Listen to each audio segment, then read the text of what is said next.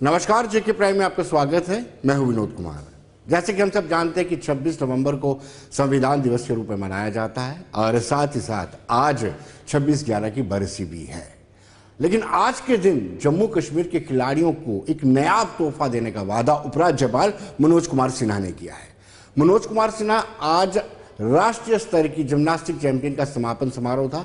इस समारोह के दौरान उन्होंने मंच से यह आह्वान किया है कि जो खिलाड़ी प्रतिभाशाली होंगे उन खिलाड़ियों को जनवरी 2022 के बाद नौकरी, सरकारी नौकरी दी जाएगी। हालांकि इससे पहले भी दी जाती रही, लेकिन थर्ड और फोर्थ क्लास की दी जाती रही है। लेकिन आज उन्होंने ये वादा किया है कि जो प्रतिभाशाली खिलाड़ी होंगे, जो यूटी जम्मू कश्मीर के लिए अपने दम पर मेडल्स लाएंगे, उनको अफसर रैंक पर भी भेजा जाएगा, यानी ऑफिसर रैंक पर भी उनको नियुक्ति की जाएगी। साथ साथ उनका यह भी कहना है कि रेजिडेंशियल स्पोर्ट्स एकेडमी का भी गठन किया जाएगा और 85% पंचायतों को मैदान दिया गया है और आने वाले दिनों में हर एक पंचायत को खेल का मैदान दिया जाएगा।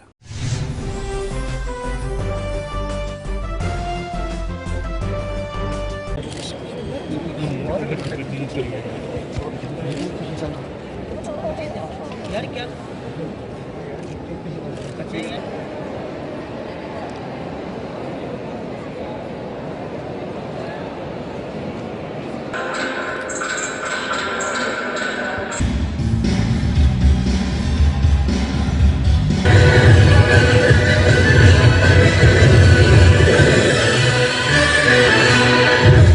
Ladies and gents.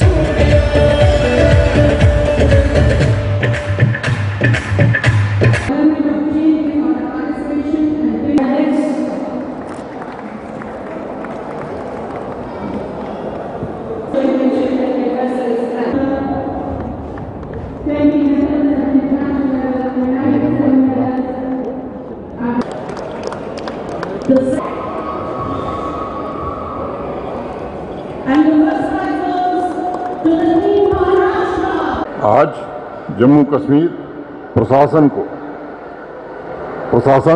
स्पोर्ट्स को समाज का अहम हिस्सा बनाना चाहता है। मैं जानता हूं कि 2014 के बाद से स्पोर्ट्स कोटे में नियुक्तियां यहां नहीं हुई।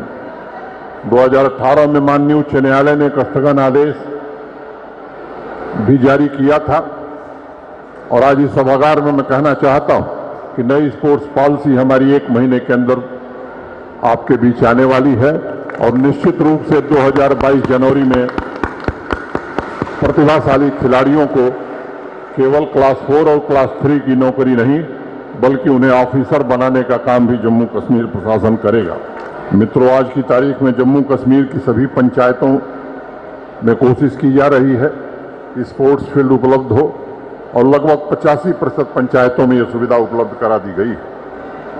स्थानीय युवाओं को चिन्हित करने का काम भी प्रारंभ किया गया है और उन्हें उचित प्लेटफॉर्म मिले, इसकी कोशिश की जा रही है। जम्मू कश्मीर प्रशासन की खेल तथा खेल के संसाधनों को मजबूत करने की प्रतिबद्धता निश्चित रूप से इससे स्पष्ट रूप से दिखाई पड़ती है। ये एकेडमी जम्मू में बनी है। मुझे बताया गया है कि रेजिडेंशियल एकेडमी न होने के कारण जम्मू शहर के ही बच्चे और बच्चियां यहां प्रशिक्षण ले पा रहे हैं। आने वाले दिनों में ये रेजिडेंशियल एकेडमी बने, इसका निश्चित रूप से प्रबंध कराया जाएगा ताकि जम्मू कश्मीर यूटी के हर जगह के बच्चे यहां प्रशिक्षण ले सकें, राष्ट्रीय और अंतर्राष्ट्रीय स्तर पर बेहतरीन प्रदर्शन कर सकें।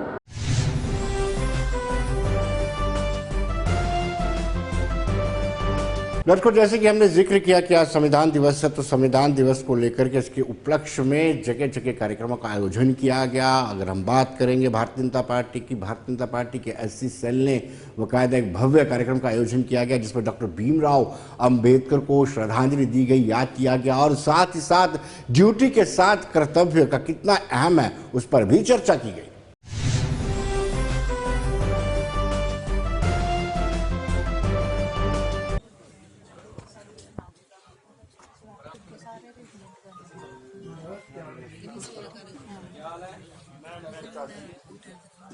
बेचारी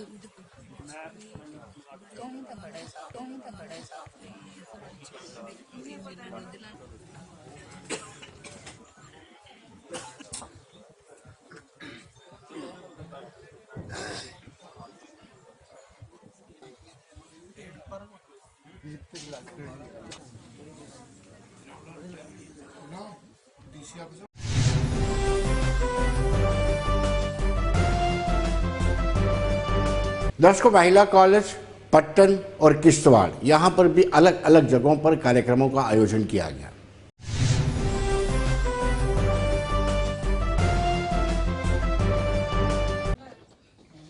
मंच पे आए।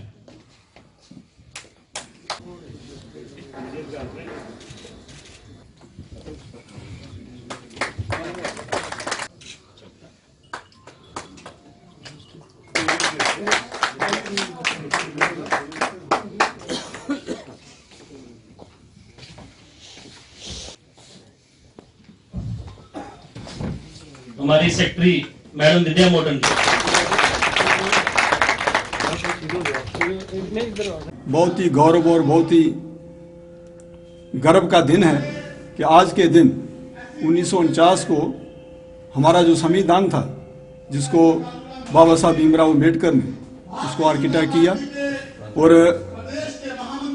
वो यहाँ पे उसकी अडॉप्शन हुई और 26 जनवरी 1950 को जो संविधान था उसकी इम्प्लीमेंटेशन हमारे भारतवर्ष में हुई और ऐसा संविधान दिया जिसका आज विश्व भर में इसको बेस्ट संविधान माना गया है और माना जा रहा है और सभी बाकी देश भी इस संविधान की इससे प्रेरणा लेते हैं और अपने अपने मुल्क में जो भी संविधान बनाते हैं वो उसमें हमारे संविधान का बहुत बड़ा रोल है, योगदान है। इस दिन की महत्वता को देखते हुए डिपार्टमेंट ऑफ पॉलिटिकल साइंस ने और कॉलेज ने आज़ादी के अमृत महोत्सव के अंतर्गत ये कार्यक्रम करवाया। इस दिन बच्चों को इस दिन की महत्वता का ज्ञान हो और इसके बारे में आगे भी अवेयरनेस फैलाएं, तो एक सिंपोजियम का ऑर्गेनाइज किया गया है जिसमें काफ़ी सारे बच्चे इसमें बढ़ चढ़ कर पार्टिसिपेट कर रहे हैं, जो लगभग 30 मिनट्स की होगी और बच्चों को थोड़ी नॉलेज हो जाएगी कि ये कैसे हमारा how our constitution was born.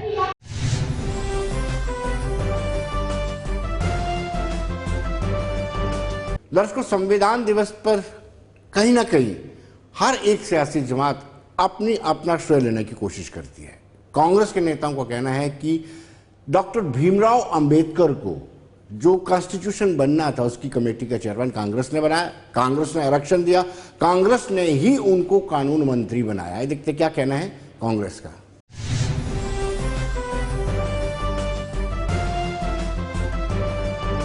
Congress party ने संविधान बनाया और इसको सारे देश में लागू किया। हमें अपने संविधान पे गर्व है। कांग्रेस पार्टी एक मैसेज देने के लिए आज जो बीजेपी के द्वारा षड्यंत्र के तरीके से एक अटेम्प्ट है कि हम बड़ा संविधान को मानते हैं, उसकी पोल खोलने के लिए ये बहिष्कार किया जा रहा है। क्योंकि बीजेपी ने संविधान जो है उसकी धज्जियां उड़ा दी। संवैधानिक जितनी भी संस्थाएं हैं उनको इतना बड़ा नुकसान पहुंचाया है और ये तो संविधान को मानते ही नहीं। ये अंबेडकर जी को भी नहीं मानते, ये गांधी जी को भी नहीं मानते, जो गांधी जी के हत्यारों का मंदिर बनाने वाले लोग हैं, जो प्रज्ञा ठाकुर जैसे लोगों को पार्लियामेंट ऑफ इंडिया में रास्ता दिखाने वाले लोग हैं। ये संविधान की क्या कदर करेंगे या क्या इसका इस्तेमाल करेंगे? तो हमारा प्रोटेस्ट है इस बारे में कि संवैधानिक जो संस्थाएं हैं, जो कॉन्स्टिट्यूशनल इंस्टीट्यूशंस हैं, उनको जो बीजेपी नुकसान पहुंचा रही है, जो इनकी काम करने की प्रणाली है वो एक है और इनकी जो इस तरह के प्रोपेगेंडा करना है वो दूसरी तरफ इशारा करते हैं। सो कांग्रेस को ये पाठ ना पढ़ाएं कि संविधान क्या है, कॉन्स्टिट्यूशन क्या है, उसकी मर्यादा क्या है। हमने ये सारे इंस्टीट्यूशन कांग्रेस पार्टी ने बिल्डअप किए, कांग्रेस पार्टी ने संविधान को बनाया और इस देश में लागू किया और हमें अपने संविधान पे गर्व है।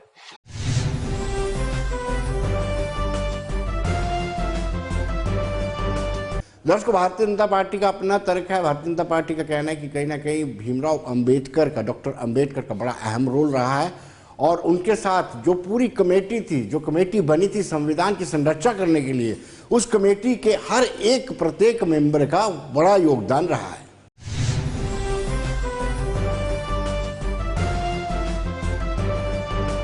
आज भारतीय जनता पार्टी द्वारा हर प्रदेश में, पूरे देश भर में जो संविधान भारत का लागू हुआ था उसको लेकर के संविधान दिवस मनाया जा रहा है। इस पर काफी लंबे समय से चर्चा भी रही और आज विडंबना है कि जो हमारे विरोधी दल हैं इस चीज का सम्मान न करते उसका बाइकआउट कर रहे हैं।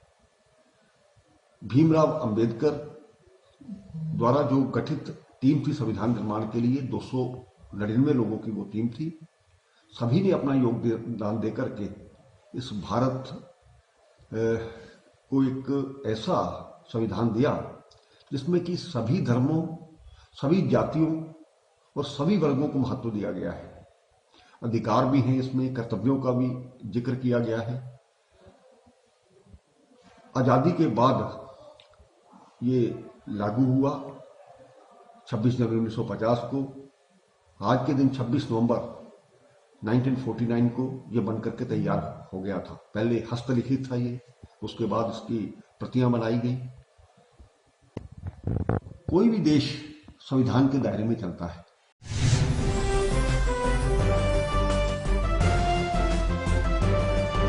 दर्शकों, एनसी की बात करें तो एनसी का कहना है कि 2014 के बाद से संविधान के साथ छेड़खानी की गई है। भारतीय जनता पार्टी की अगुवाई वाली सरकार ने संविधान और लोकतंत्र और खासतौर पर डेमोक्रेटिक इंस्टीट्यूशंस को तबाह करने का प्रयास किया है।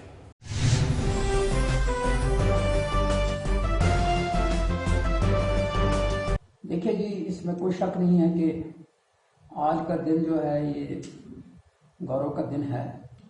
कांग्रेस ने बाइकआउट क्यों किया वही जानेंगे, लेकिन मैं समझता हूँ कि हिंदुस्तान 1947 से लेके आज तक जो जिस स्थिति में है और जिस पोजीशन में है, तो उसमें हमें फख्र है कि ये आइन की वजह से है। और यही गौरव है हमको कि हमको सब बरादरियों को, सब मज़हब को और सेकुलरिज्म को बचा के रखा गया है। और ये हमारे लिए गौरव का ही दिन है और इसको गौरव का मनाना चाहिए। लेकिन जो गौरव का दिन मना रहे हैं वो इसकी कदर नहीं कर रहे हैं, वो इसको रोंद रहे हैं, इस संविधान को तहस नहस कर रहे हैं।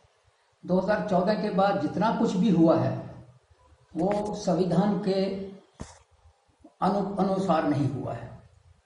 मैं मिसाल के तौर पे बताता हूँ कि जब डिमोनेटाइजेशन हुआ तब भी इन्होंने किसी को पूछा नहीं।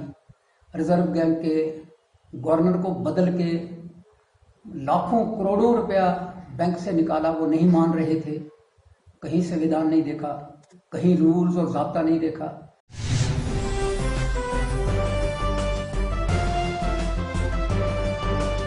दर्शकों, अपनी पार्टी के नेता विजय बकाया का कहना है कि संविधान के तहत सभी वर्गों को पूरे अधिकार दिए गए हैं और साथ ही साथ संविधान की संरचना के बीच में यह बिल्कुल तय किया गया था कि लोकतंत्र प्रिवेल करता रहेगा।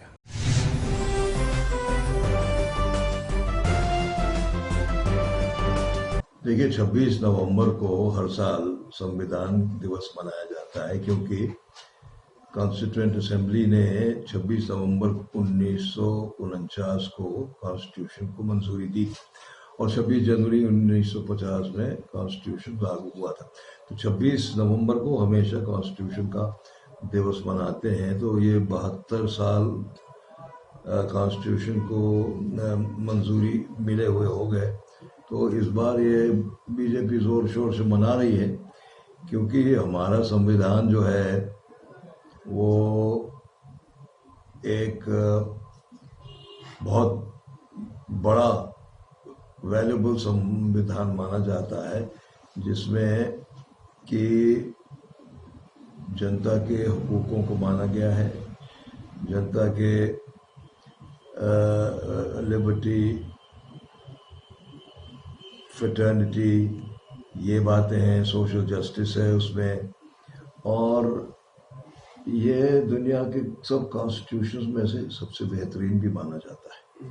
तो इसको अगर सेलिब्रेट करें तो कोई अतिशयोक्ति नहीं होगी। और अम्बेडकर साहब, डॉक्टर अम्बेडकर साहब का भी ये हर साल 26 नवंबर को नाम उभरता है, आता है, जो कॉन्स्टिट्यूशन बनाने की कमेटी की चेयरमैन थे।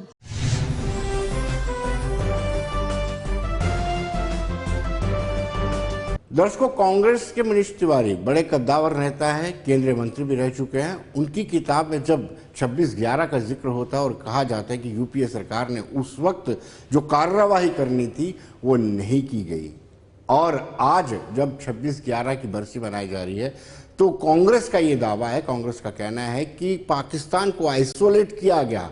विश्व स्तर पर पाकिस्तान को आतंकवादी देश घोषित करने में उस समय की सरकार यानी यूपीए सरकार 2008 उसकी अहम भूमिका रही है।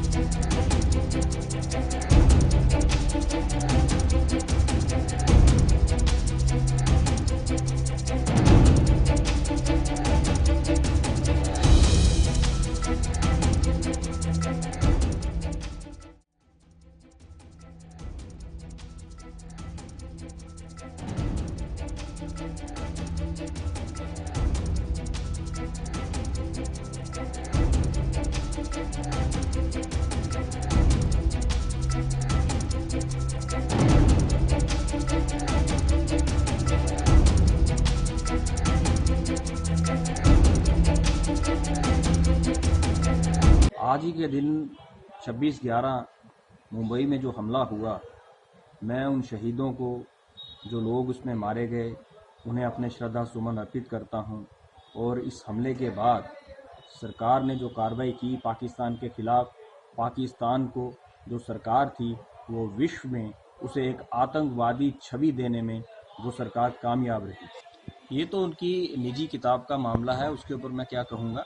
लेकिन 26/11 से बड़ा हमला हमारे देश की पार्लियामेंट के ऊपर हुआ, वो हमारे देश की आत्मा के ऊपर हमला था। उसके बाद पठानकोट में हमला हुआ, वो हमारे देश की फौज और हमारी इज्जत के ऊपर हमला था। और उसके बाद नरेंद्र मोदी सरकार ने जिस तरह से पाकिस्तान की ISI की एजेंसी को बुलाकर उसकी जांच की, और हम ये मानते हैं कि ISI ही हमारे देश के अंदर आतंकवाद फैलाने का काम करती है, और ISI को बुलाकर उस सरकार ने जब हमारे देश के अंदर जांच करवाई तो वो एक शर्मनाक था। ये उस वक्त की सरकार और जो डिफेंस एक्सपर्ट्स होते हैं, हमारे जो आर्मी जनरल्स होते हैं, वो मीटिंग में ये तय करते हैं कि कब हमला करना है या कब नहीं करना है। हालांकि जो कांग्रेस की सरकारें रहीं, उन्होंने बहुत सारे सर्जिकल स्ट्राइक्स किए। हाँ, उस वक्त उन्होंने जितना शोर भारतीय जनता पार्टी ने जितना टीवी पे मचाया और चलाया, वो पिछली सरकारों ने नहीं किया। लेकिन फिर भी जो हम पुराने जनरल्स जब उनके वेबर्स पढ़ते हैं, मेमायर्स पढ़ते हैं, जब हम उनको सुनते हैं, तो ये जनरल्स ही कहते हैं कि कांग्रेस की सरकार में भी सर्जिकल स्ट्राइक्स और ऐसे हमले हुए।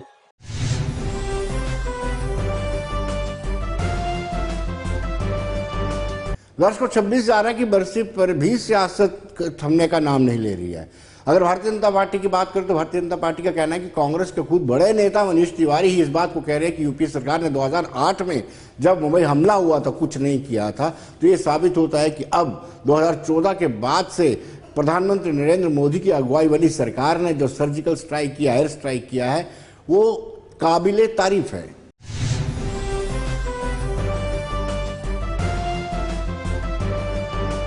इस संविधान में यकीन रखने वाले सभी लोगों के लिए आज एक ऐतिहासिक दिन तो है ही है। दूसरी तरफ हम उनको भी श्रद्धांजलि देना चाहेंगे जो 26/11 के उस मुंबई अटैक में इसी संविधान में यकीन रखने वाले लोगों की निर्मम हत्या कर दी गई पाकिस्तान के जो टेररिस्टों के द्वारा, और उस समय की सरकार जो सिर्फ बैठकर तमाशा देखती रही और इन लोगों की उस हत्या का बदला नहीं लिया, वो सरकारें तो खैर अब नहीं रही। लेकिन आज अगर आप देखें तो जब संविधान दिवस के ऊपर एक कार्यक्रम किया गया दिल्ली में, 13 ऐसी पार्टियां थी जिन्होंने उस कार्यक्रम को अटेंड नहीं किया। ये 13 वही पार्टियां जिसका इस भारत देश में ना तो यकीन है, ना भारत देश के संविधान में यकीन है। ये वही पार्टियां हैं जो 26/11 में उस जो निर्मम हत्याओं को बैठकर देखती रही और इसका बदला नहीं लिया। अगर कहीं कोई ऐसी चीज भगवान ना करे अगर आज होती तो हम बताते कि इसका बदला कैसे लिया जा सकता है, जैसे हमने बालाकोट में और उड़ी में लेकर दिखाया।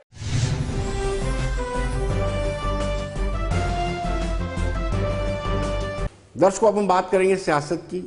गुलाम नबी आज़ाद कद्दावर नेता हैं, मुख्यमंत्री भी रहे हैं, कई अहम पदों पर केंद्रीय मंत्री भी रहे हैं, लेकिन अब उनका मिशन कश्मीर कल से शुरू होने वाला है।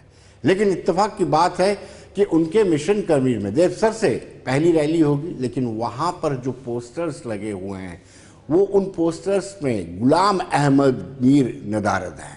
हमारे वहां के संवाददाता फिदा हुसैन ने ग्राउंड रिपोर्टिंग की, आइए देखते हैं।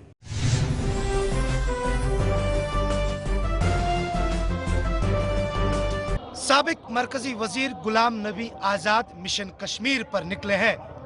कल वो मिशन कश्मीर का आगाज दिवसर से करेंगे। मैं आपको पोस्टर दिखाऊंगा। सबसे पहले ये पोस्टर बनाए गए हैं यहाँ पर, और इसमें भी साफ तौर पे जो हमने जम्मू में देखा है कि वहाँ पर भी किसी भी पोस्टर में जो कांग्रेस के जो सदर है उनकी तस्वीर नजर नहीं आ रही थी, और यहाँ पर भी उनकी तस्वीर गायब है।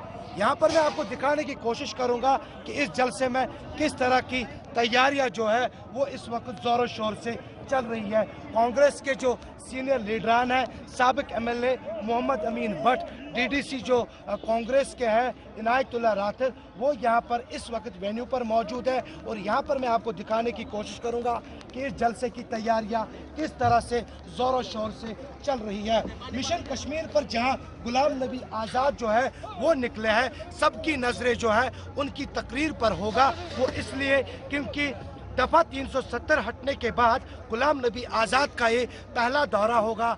इस वक्त हम तैयारी कर रहे हैं। यहाँ इंडियन नेशनल कांग्रेस का जलसा है दिवसर में, पहला जलसा है जब से 370 को इन्होंने हटाया, तब से कांग्रेस का पहला जलसा होगा और अच्छा सा जलसा होगा। इसमें हमारे फख्र हिंद और हिंदुस्तान के लोगों की धड़कन साहब का वजीर आला जनाब गुलाम नबी आज़ाद साहब आएंगे, और यहाँ के स्टेट मिनिस्टर्स, कुछ एमपी लोग भी आएंगे। हम इनका दिवसर में बहुत अच्छा स्वागत करेंगे।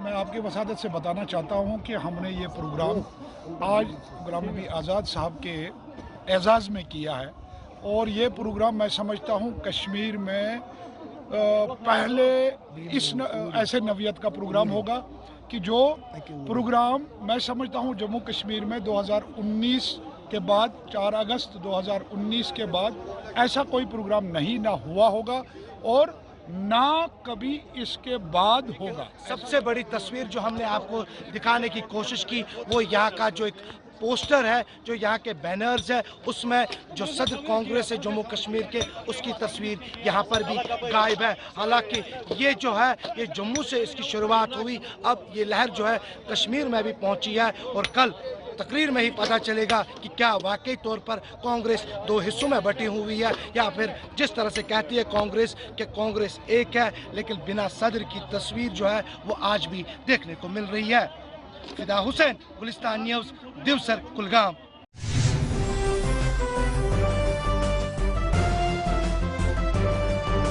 दर्शकों, चुनाव खित्ता में नेशनल कॉन्फ्रेंस ने अपनी एक्टिविटी शुरू कर दी है। सज्जाद किचलू को प्रभारी बनाया गया है, जो फॉर्मर मिनिस्टर भी रहे हैं।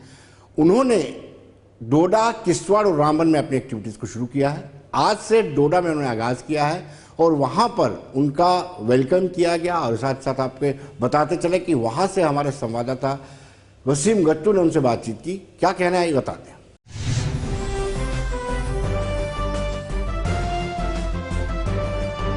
5 अगस्त के बाद जिस किस्म की सूरत हाल यहाँ पे है, चुनाव वैली में है, जिस दबाव में हम यहाँ जी रहे हैं, तो मैं कहता हूँ कि ये पहली बार जो है 5 अगस्त के बाद जो है ये लोगों के कहने पे लोगों का इतना दबाव था कि भाई टॉप लीडरशिप जो है यहाँ चिनाब वैली का दौरा करनी चाहिए, और ये लोगों की डिमांड पे जो है आज वो जो है पूरी चिनाब वैली में 7 दिन का टूर कर रहे हैं, जिसमें वो कल गूल में पब्लिक मीटिंग करेंगे, परसों यहाँ डोडा में 28 तारीख को डोडा में वो पब्लिक मीटिंग करेंगे। हमने हमेशा ये देखा है कि भाई अपना घर ठीक होना चाहिए।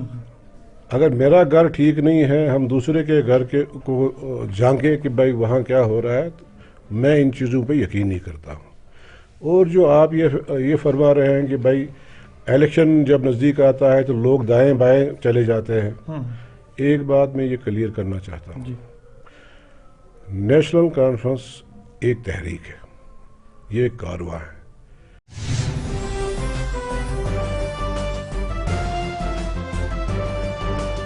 तो दर्शकों, बने रहिए देश दुनिया की खबरों के लिए और मुझे दीजिए इजाजत।